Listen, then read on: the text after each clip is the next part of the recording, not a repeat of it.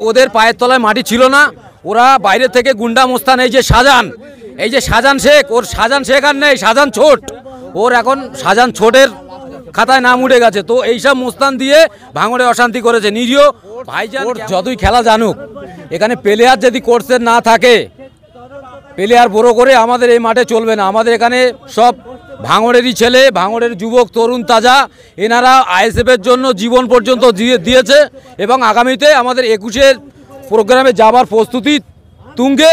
আদিচালা 6 line থেকে, ওখান থেকে আমাদের গাড়ি ছাড়া হবে।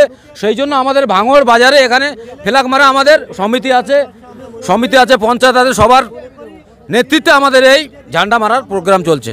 এই ভাঙড় 2 নম্বর ব্লকে নমিনেশন করা নিয়ে এখানে একাধিক মানুষ আইএসএফের লাশ বাড়ি নিয়ে যেতে হচ্ছে। সেই ময়দানে আজকে আইএসএফের ঝান্ডা মারা হচ্ছে, কি বলবেন?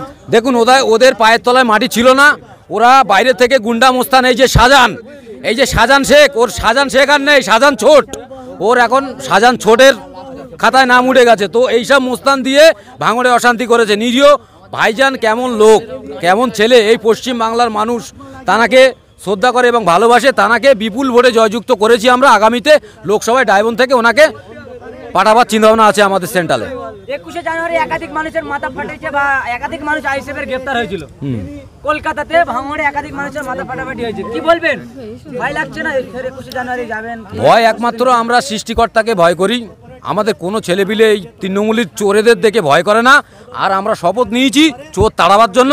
একের পর এক ইডি সিবিআই এদেরকে পিছনে ধাওয়া করছে। আর এই চুটকে চাটকা পুঁটি মাছ এরা মোটামুটি আমরা নিজেরাই সিবিআই সেজকে আগামী দিনে আমরা হিসাবটা বুঝে নেব। লড়াই জারি থাকবে, লড়াই জারি মানে লড়াই জারি, রোলিং চলছে, রোলিং। এরা যতই যাই বলুক, কালকে কালীঘাটের মতো জায়গায়, শিয়ালদার মতো জায়গায় ওখানে আমাদের ফেলাক ঝান্ডা মারার ওখানকার কলকাতা কমিটির যারা দায়িত্ব আছে তারা ওখানে কলকাতা শিয়ালদার মতো জায়গায় ফেলাক মারা আমাদের কাল রাত থেকে চালু হয়ে গেছে। কি বলবেন এখন যে আইএসএফ এর একাধিক জায়গায় যে আইএসএফ এর ঝান্ডায় বড়টুকু দেখছি, কি বলতে চাইছেন যে এই এত মনোবল বেড়ে উঠলো কিভাবে?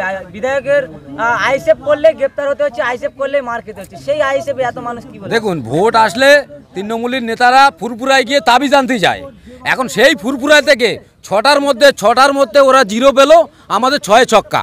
তো বাংলার মানুষ ওখান থেকেই বুঝিয়ে গিয়েছে যে এই সংখ্যালঘু কোন দিকে যাবে, মমতার দিকে যাবে না ভাইজানের দিকে যাবে। তো আগামী লোকসভা আসতেছে, ভয় যদি না করে তা পুলিশ দিয়ে আটকানোর চেষ্টা করছে কেন? ভাইজানের যদি ভয় না লাগে তাহলে কলকাতায় এই প্রোগ্রামটায় আটকাচ্ছে কেন? তার রায় কালকে দিয়ে দিয়েছে। আজকে তার কি জন্য ঝামেলাটা হয়েছে তার পেশটা করবে, আজকে রায় দিয়ে দেবে। আমাদের 21শে জানুয়ারি প্রোগ্রাম